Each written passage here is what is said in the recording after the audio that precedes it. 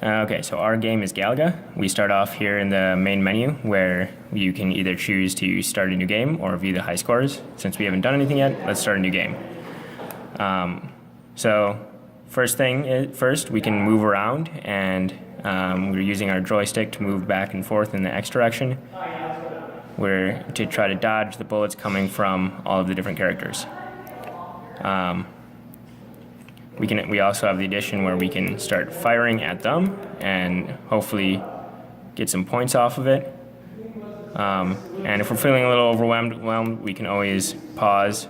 We have a debounced button where you can press as long as you want, and it doesn't do anything until you restart again. In addition, we have the main menu and resume buttons here, where you can resume here, or you can go to the main menu and then start a new game. We also implemented the EEPROM for a high score feature. So if we were to get a high score, we would be able to see that up on the top here. So let's see if we can get that, and then we can score higher. So that's the end of the game for us. We did not reach within one of the top 5, so it's not going to let us enter it in. But if we were to get a high score, then we would be able to enter in our initials, and that would be saved on the board as one of the top 5 scores, replacing the previous smallest value. So we also implement different levels. So now that we're past this one level, we got a little bit harder and died pretty quickly. But now we can go through here, and let's see. In the bottom there, we also have the number of lives available to that player. They will decrement if the player gets hit.